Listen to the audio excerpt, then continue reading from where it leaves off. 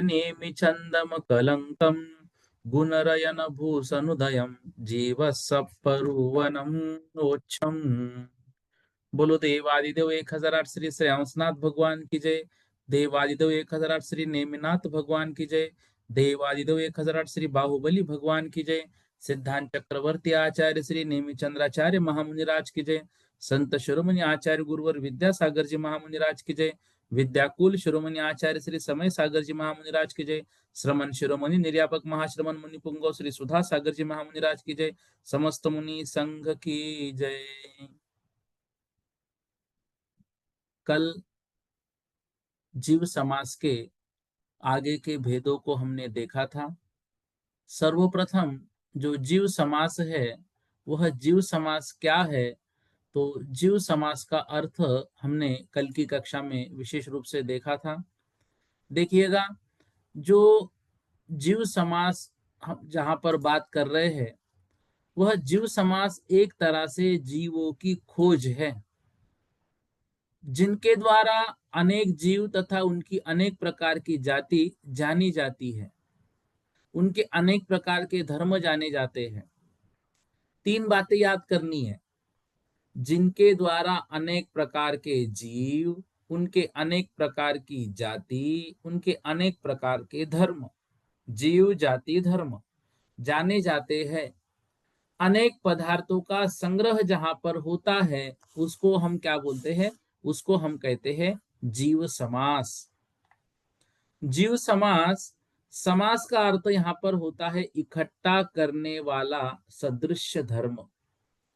तो जीवों को इकट्ठा करने वाले सदृश्य धर्म, जिन समान पर्याय रूप धर्मों के द्वारा अनेक जीव तथा उनकी अनेक प्रकार की जाति जानी जाए, उन धर्मों को अनेक पदार्थों का संग्रह करने वाला होने से जीव समास कहते हैं। फिर हमने यहाँ पर देखा था चार युगल, और चार युगल जो है वो अविरुद्ध त्रस कर्मों से युक्त है, मतलब अविरुद्ध है। जैसे त्रस और स्थावर, बादर सूक्ष्म, पर्याप्त अपर्याप्त, प्रत्येक साधारण। जाति नाम कर्म का उदय होने पर जीवों में होने वाले ऊर्ध्वता सामान्य रूप या तिर्यक सामान्य रूप धर्मों को जीव समास कहते हैं। हमने यह भी देखा था ऊर्ध्वता सामान्य क्या है? अनेक समयों की पर्याय जिस एक द्रव्य में है वह एक द्रव्य अन्वय या ऊर्ध्वता सामान्य रूप है। जैसे एकेंद्रिय, द्विंद्रिय, तीन इंद्रिय, चार इंद्रिय, पंचेंद्रिय अवस्थाओं में अन्वय भाव पाया जाता है। एकेंद्रिय आदि जीव की अवस्थाओं में जीवत्व को ऊर्ध्वता सामान्य कहते हैं। तिर्यक सामान्य, एक समय में अनेक व्यक्तियों में पाया जाने वाला जाति रूप अन्वय। ऊर्ध्वता सामान्य में एक ही जीव के विभिन्न भावों को हमने देखा था। यहाँ पर अलग अलग जीवों में एक चीज कॉमन ढूंढी जा रही है। जैसे बादाम, केसर, हापूस, तोतापरी, नीलम आदि आमों का उदाहरण हमने देखा था। तो आम के ये प्रकार है, लेकिन इनमें सामान्य धर्म क्या है? ये सभी के सभी आम हैं। इस प्रकार से इसको तिर्यक सामान्य कहा जाता है। फिर हमने सूक्ष्म, बादर, त्रस, स्थावर, साधारण, प्रत्येक और पर्याप्त अपर्याप्त, इसके बाद एकेंद्रिय जाति से लेकर पंचेंद्रिय जाति पर्यंत सभी की व्याख्या देखी। फिर हमने देखा किसका विरोध किसके साथ है। जैसे एकेंद्रिय जो है, एकेंद्रिय का विरोध त्रस और द्विंद्रिय जाति के साथ है। मतलब एकेंद्रिय जो है वो होगा तो स्थावर होगा, और एकेंद्रीय जाति उसकी रहेगी, द्विंद्रिय आदि जाति उसकी नहीं रहेगी। ऐसे प्रत्येक का हमने देखा था। फिर हमने ये देखा था ए इंद्रिय, मतलब ए जो 72 नंबर की गाथा है उसमें समझा था एकेंद्रिय के दो भेद हैं, सूक्ष्म और बादर। विकल इंद्रिय के तीन भेद हैं, द्विंद्रिय, तीन इंद्रिय, चतुरिंद्रिय। पंचेंद्रिय के दो भेद है, संगी असंगी। इन सबको एक किया जाए तो ये सात जीव के भेद होते हैं। और सब में पर्याप्त अपर्याप्त ये अवस्था यदि जब लगाई जाती है तो सात दूनी ये 14 प्रकार के 14 जीव समास होते हैं। तो 14 जीव समास जब हमको पूछे जाएंगे तब हमको क्या करना है, पहले तो एक इंद्रिय लिखना है, बादर सूक्ष्म दो भेद, फिर दो इंद्रिय, तीन इंद्रिय, चतुर इंद्रिय, वैसे के वैसे लिखना है। पहले ऊपर के दो हो गए, एक इंद्रिय बादर, एक इंद्रिय सूक्ष्म, फिर द्विंद्रिय, तीन इंद्रिय, चार इंद्रिय, फिर पंचेंद्रिय असंगी, पंचेंद्रिय संगी। ऐसे टोटल हम जब भेद क्रम से लिखेंगे तो ये सात भेद हो जाएंगे। और इन सात भेदों को जब पर्याप्त और अपर्याप्त में हम बांटेंगे तो 14 प्रकार के भेद इसमें होते हैं।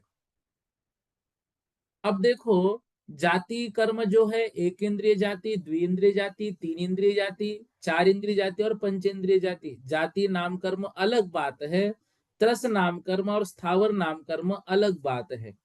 नाम कर्म के भेद जहां पर हमने 8वें गुण स्थान में पढ़े थे, वहां पर देखो, गति, जाति, शरीर, रांगोपांग, निर्माण, बंधन, संगात, संस्थान, सहनन, स्पर्श, रस, गंध, वर्णानुपूर्व्या, गुरु लघुप, घात, परघाता, तपोद्योतोच्च, वास, विहायो, गतय, प्रत्येक शरीर, त्रस, सुभग, सुस्वर, शुभ, सूक्ष्म, पराप्ति, स्थिरादे, यश, कीर्ति, सेतरानी, तीर्थ करत्वम च। अब सेतरानी में यही तरस का विरुद्ध सूक्ष्म हो, सॉरी, तरस का विरुद्ध स्थावर होगा, बादर का विरुद्ध सूक्ष्म होगा। और जाति नाम कर्म ऊपर दिया है गति, उसके बाद जाति नाम कर्म। तो जाति नाम कर्म वहां पर कोई जाति नहीं है हमारी, कि हम हमारे जैन धर्म में और कौन सी जाति नहीं। जाति नाम कर्म एक इंद्रिय जाति, द्विइंद्रिय जाति, तीन इंद्रिय जाति, चार इंद्रिय जाति और पांच इंद्रिय जाति। कल एक दीदी का प्रश्न आया था, आप एक इंद्रिय भी कह रहे हो, स्थावर भी कह रहे हो, दोनों एक ही बात है। बात एक है, लेकिन वो दोनों जो नाम कर्म है वो अलग अलग है, इसलिए दोनों को हमको वहां पर लेना पड़ेगा। फिर हमने ये पढ़ा था अगली गाथा में, पृथ्वी कायिक, जल कायिक, अग्नि कायिक, वायु कायिक, वनस्पति कायिक के दो भेद किए थे, स्थावर और प्रत्येक। तो उसमें भी, सॉरी, साधारण और प्रत्येक। तो उसमें नित्य निगोद साधारण और चतुर्गति निगोद साधारण। तो ऐसे पहले पृथ्वी, जल, अग्नि, वायु, नित्य निगोद साधारण और इतर निगोद साधारण, ऐसे 6 भेद किए थे। इन 6 भेदों में बादर और सूक्ष्म के भेद से जब इनमें जोड़ा जाता है तो ये 12 प्रकार के भेद होते हैं। फिर प्रत्येक वनस्पति के दो भेद किए थे, एक प्रतिष्ठित वनस्पति, दूसरा अप्रतिष्ठित वनस्पति। त्रस के 5 भेद किए, द्विइंद्रिय, तीन इंद्रिय, चार इंद्रिय, असंगी पंचेंद्रिय और संगी पंचेंद्रिय। इस तरह सब मिलाकर हमने 19 भेदों को पढ़ा था। एक इंद्रिय के जो भेद है, पृथ्वी, जल, अग्नि, वायु, वनस्पति। वनस्पति के ही दो भेद किए, साधारण और प्रत्येक। तो साधारण के नित्य निगोद और इतर निगोद, इस तरह से ये दो भेद होते हैं। प्रत्येक के प्रतिष्ठित और स्वप्रतिष्ठित, ऐसे दो प्रकार के भेद होते हैं। एक प्रश्न कल दीदी ने पूछा था कि निगोद ये यहाँ पर विशेष क्या है। देखो, निगोद का अर्थ होता है अनंत पनाहे निश्चित, जिनका ऐसे जीवों को एक ही क्षेत्र में जो स्थान देता है, अर्थात अनंत जीवों को एक ही आवास दे, उनको निगोद कहते हैं। आलू के एक कण में शरीर कितने, असंख्यात, और उन असंख्यात शरीरों के एक शरीरों में आत्मा कितनी, अनंत आत्मा। मतलब ये निगोदिया जीव जो है, जैसे नरकों का स्थान निश्चित, ऐसे निगोदिया जीव का कोई स्थान निश्चित नहीं है, वो तो संपूर्ण लोक में ठसाठस भरे है ही। उसमें भी जो मध्य लोक के आलू, मतलब जो भी जमी कंद है, उसमें बहुत सारे निगोदिया जीव रहते हैं। उनके दो भेद कल की कक्षा में हमने देखे, नित्य निगोद और इतर निगोद। नित्य निगोद जिसने अनादि काल से अभी तक त्रस पर्याय प्राप्त नहीं की है, वहीं पर है वो जीव, अभी तक त्रस पर्याय प्राप्त नहीं की। और इतर निगोद या फिर चतुर्गति निगोद उसको कहते हैं जो देव नारकी तिर्यंच और मनुष्यों में उत्पन्न होकर पुनः निगोद में उत्पन्न हुए, इसको हम इतर निगोद कहते हैं, या इसको हम चतुर्गति निगोद भी कहते हैं। इस तरह से ये विषय कल हमने पढ़ा था। उसके बाद 19 प्रकार के भेद आदि लगाना भी हमने सीखा था। अब ये 19 प्रकार के जो भेद है, ये 19 प्रकार के भेद और हमें किस किस तरह से कितने कितने होते हैं, यह भी विषय हमने लिया था। ठीक है, इस तरह से ये 73 नंबर की गाथा तक का वर्णन हमारा हो गया है। अब देखो, जो 73 नंबर की गाथा थी, उसका विषय जो जीव के मतलब जीव समास के 19 भेद है, उन 19 भेदों को हमने पढ़कर उनके फिर 3 भेदों में उनको बांटा था, लब्ध पर्याप्तक, निवृत्त पर्याप्तक और पर्याप्तक। इस तरह से तो ऐसे 19 जो जीव समास है, उन 19 जीव समासों को फिर 3 गुना करना भी हमने सीखा था। इन सभी बातों का एक रिवीजन रूप में हमने अभी आपके सामने रखा। आइए 74 नंबर की गाथा आज हम पढ़ते हैं। ठाने हिम वी जो निहिम वी, ठाने हिम वी जो निहिम वी,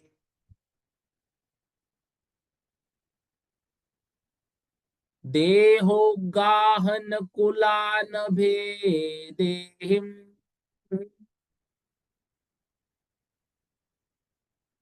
देहो गाहन कुलान भेदेहिम,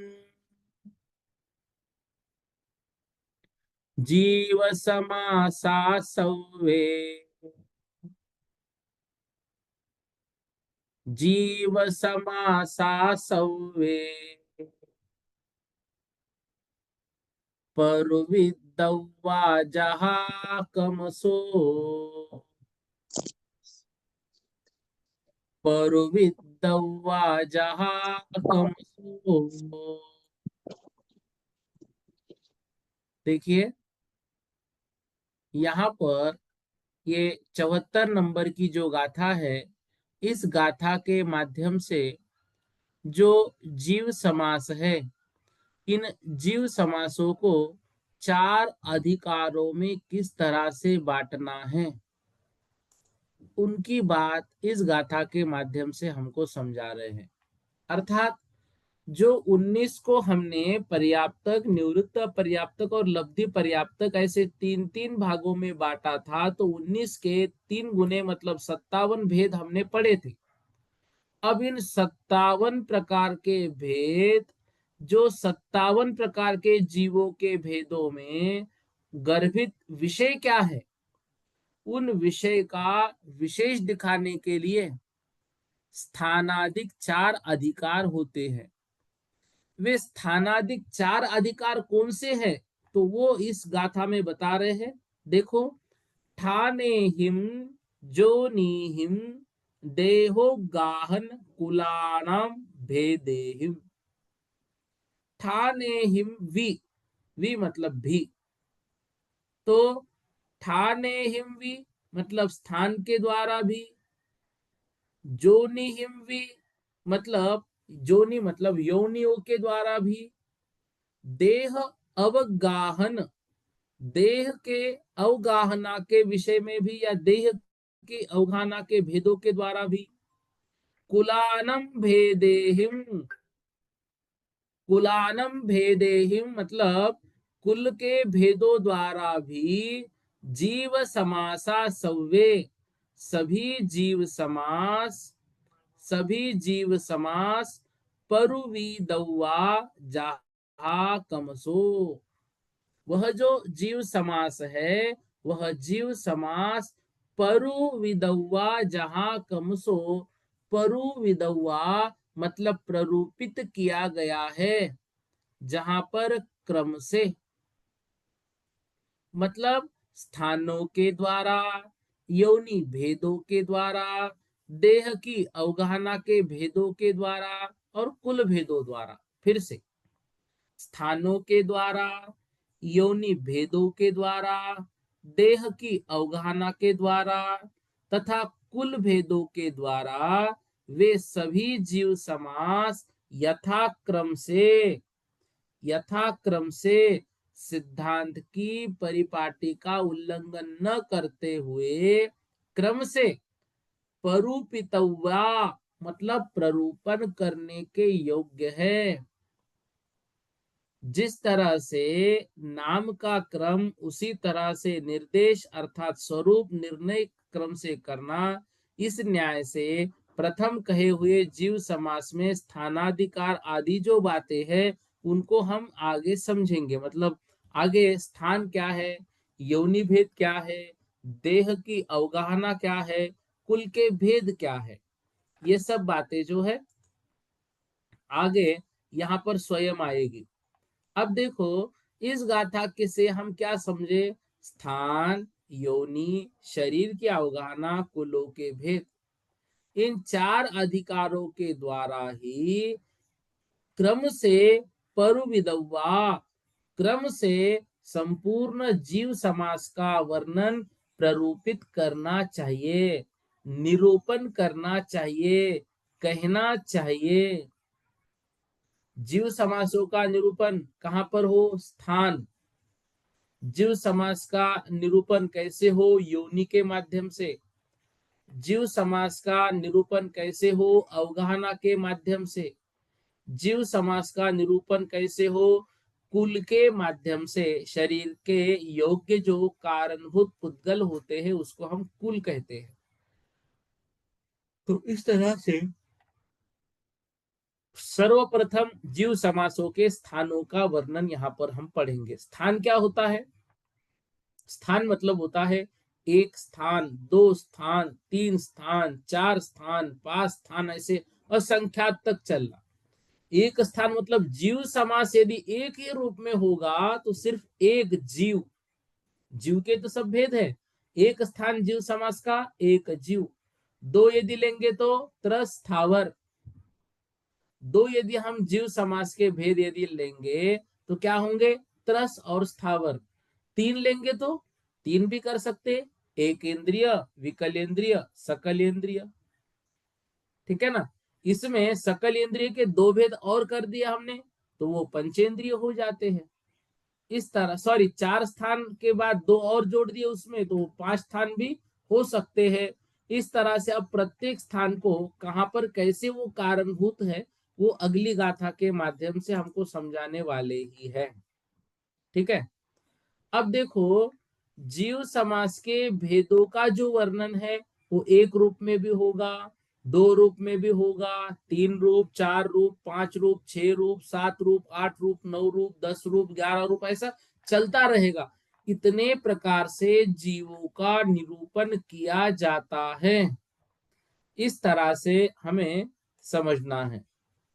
अब देखो जीव समासों का निरूपण, स्थान एक दो तीन आदि विकल्प मतलब एक भेद, दो भेद, तीन भेद आदि। योनि जीव का उत्पत्ति स्थान, शरीर की अवगाहना अर्थात शरीर के छोटे बड़े भेद की अपेक्षा। कुल शरीर को कारणभूत पुद्गल। इस तरह से ये जो है ये जीव को हम इन चार के माध्यम से क्रम से प्ररूपित कर सकते हैं। इन चार के माध्यम से ऐसा ही वर्णन हमको करना चाहिए। तो ये चार कौन कौन से हो गए, स्थान, योनि, शरीर की विशेषता और कुल। इन चारों से ही संपूर्ण जीव समास का वर्णन हमारा हो जाएगा।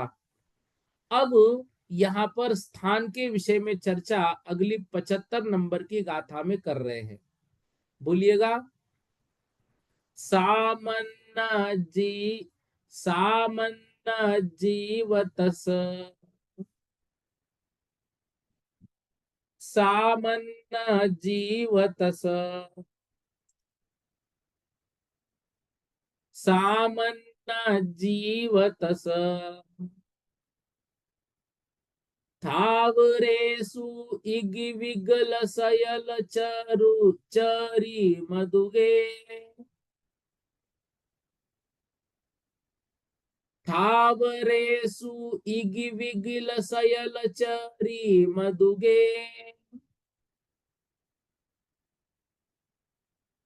इंद्रिय काये चरिमस इंद्रिय काये चरिमस यदुति चदुपनग भेद जुदे यदुति चदुपनग भेद जुदे। एक साथ बोलेंगे, सामन्न जीवतस थावरेषु इगिविगिल सयल चरी मधुगे इंद्रिय काये चरिमस यदुति चदुपनग भेद जुदे। अब यहाँ पर जीव के जो स्थान है वो बता रहे हैं। पहला दिया सामन्न जीव, सामान्य जीव मतलब सामान्य से जीव। क्या भेद दिया पहला, सामान्य जीव मतलब सामान्य से जीव। ठीक है, सामान्य से जीव का जो है वह एक ही भेद है। ठीक है, तस थावरेसु, तस थावरेसु त्रस और स्थावर की अपेक्षा से दो। देखो अब सामान्य जीव इगी विग ऐसा दिया है ना, तो सामान्य से इगी मतलब एक ही भेद है। त्रस और स्थावर की अपेक्षा विग मतलब दो भेद है। ठीक है, वो कितने भेद हो गए, दो भेद हो गए। तो सबसे पहले क्या दिया, सामान्य जीव सामान्य से जीव, फिर त्रस और स्थावर, तो त्रस और स्थावर से जो सामान्य से एक भेद और त्रस और स्थावर से जो है तो दो भेद होते हैं। फिर आगे हम चले, इग विगल सयल चरम द्विके। फिर हमने क्या किया, सामान्य से जीव का एक ही भेद लगाया, त्रस और स्थावर की अपेक्षा से दो भेद लगाए। अब तीन भेद लगाना है, वो कैसे लगाएंगे, इगी वी, ठीक है ना, तो वी गल, इग विगल, फिर सयल। इगी मतलब एक इंद्रिय, विगल मतलब विकल इंद्रिय, दो इंद्रिय, तीन इंद्रिय और चतुर विकल इंद्रिय। सयल मतलब सकल इंद्रिय। इसके बाद चरम द्विके, इसके बाद क्या है, इसके बाद फिर दिया चरम द्विके। इसके बाद शब्द आया चरम द्विके। एक भेद लिया सामान्य जीव, दो भेद लिया त्रस और स्थावर जीव। अब जो है तीन भेद लिए, एक इंद्रिय, द्वि इंद्रिय और तीन इंद्रिय। ठीक है ना, पहला भेद लिया एक ही स्थावर की अपेक्षा से, सामान्य से जीव मतलब स्थावर त्रस सब उसमें आ गए, सामान्य जीव। दो भेद लिए त्रस और स्थावर की अपेक्षा से। तीन भेद लिए एकेंद्रिय, विकलेंद्रिय और सकलेंद्रिय की अपेक्षा। फिर यहां दिया चरम द्विके। चरम मतलब इसमें जो अंतिम है, उत्कृष्ट है, मतलब सकल पंचेंद्रिय जो है उसके हमने दो भेद और बढ़ा दिए। तो एकेंद्रिय, विकलेंद्रिय, संगी पंचेंद्रिय और असंगी पंचेंद्रिय। चरम द्विके, चरम मतलब इसमें जो उत्कृष्ट है, मतलब एकेंद्रिय, विकलेंद्रिय और सकलेंद्रिय में जो उत्कृष्ट है वो है पंचेंद्रिय। उसके दो भेद किए, तो एक भेद हुआ एकेंद्रिय, दूसरा भेद हुआ विकलेंद्रिय, तीसरा भेद हुआ संगी पंचेंद्रिय और चौथा भेद हुआ असंगी पंचेंद्रिय। इस तरह से यहाँ पर चार भेद होंगे। अब चार भेद के बाद पांच भेद कैसे होंगे, तो वो बता रहे नीचे। इंद्रिय, इंद्रिय पांच इंद्रियों की अपेक्षा से यदि हम लगाएंगे तो एक इंद्रिय, द्विइंद्रिय, तीन इंद्रिय, चार इंद्रिय और पंचेंद्रिय, ऐसे जीव के पांच भेद होंगे। फिर काये, यदि षट काय की अपेक्षा से बात की जाए, षट काय की अपेक्षा से यदि बात की जाए तो फिर जीव के भेद कितने होंगे? 6। षटकायिक कैसे? पृथ्वी कायिक, जल कायिक, अग्नि कायिक, वायु कायिक, वनस्पति कायिक 5 और एक त्रस कायिक, ऐसे 6।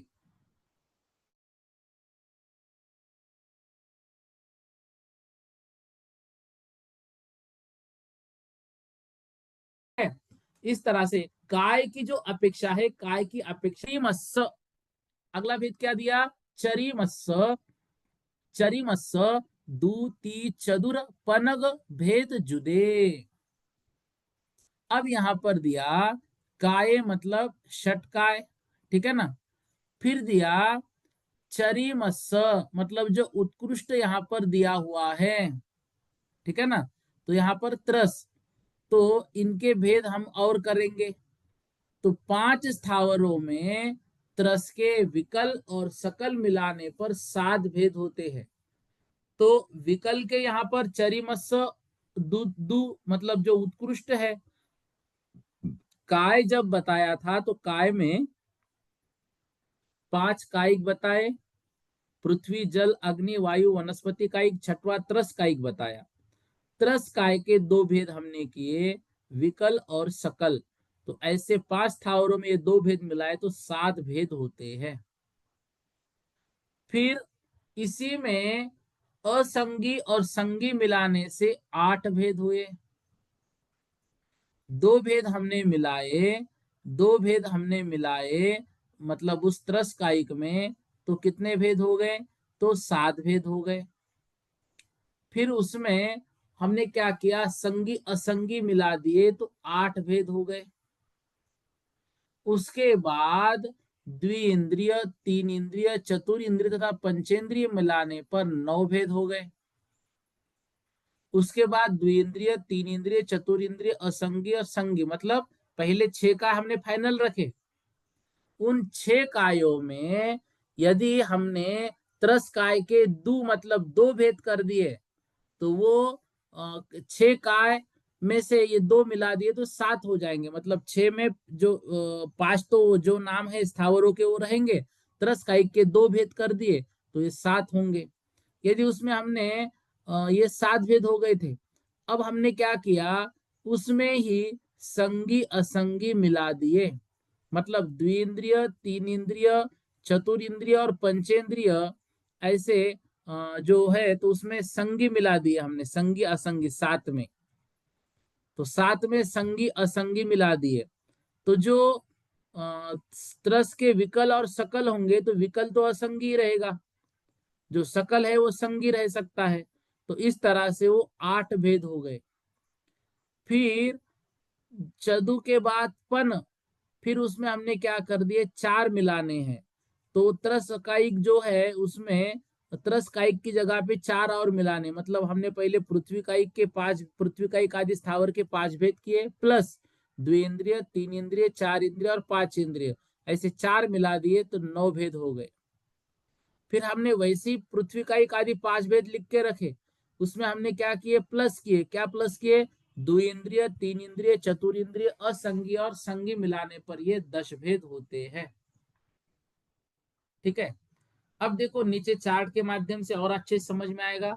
एक स्थान यदि है तो सामान्य से जीव, 2 है तो त्रस और स्थावर, 3 है तो एकेंद्रिय, विकलेंद्रिय और सकलेंद्रिय, 4 यदि है एकेंद्रिय, विकलेंद्रिय, पंचेंद्रिय, संगी, पंचेंद्रिय, असंगी, 5 यदि भेद है तो पांचों इंद्रिया ले लो, 6 यदि है तो 5 स्थावर और एक त्रस का, 7 यदि है तो 5 स्थावर जैसे कि वैसे, विकल त्रस के 2 भेद के, विकल इंद्रिय और सकल इंद्रिय, 8 भेद यदि किए तो 5 स्थावर जैसे कि वैसे, विकल इंद्रिय के 2 भेद, विकल इंद्रिय के 3 और पंचेंद्रिय संगी असंगी, 9 भेद किए तो 5 प्रकार के स्थावर, फिर 2 इंद्रिय, 3 इंद्रिय, 4 इंद्रिय प्लस सकल इंद्रिय, 10 भेद किए तो 5 स्थावर वैसे कि वैसे लिख के उसके आगे 2 इंद्रिय, 3 इंद्रिय, 4 इंद्रिय, पंचेंद्रिय संगी और पंचेंद्रिय असंगी, ऐसे पन मतलब 5 भेद जब हम उसमें मिलाते हैं तो ये 10 प्रकार के भेद हो जाते हैं। इस तरह से यहाँ तक अब हम पढ़ लेते हैं, इसके आगे कल की कक्षा में हम लेंगे। यहाँ तक किसी को कोई दिक्कत है तो पूछ सकते हैं।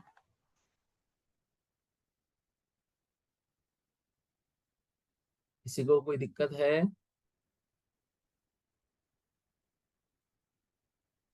नहीं है? ठीक है, इतना हम पढ़ लेते हैं।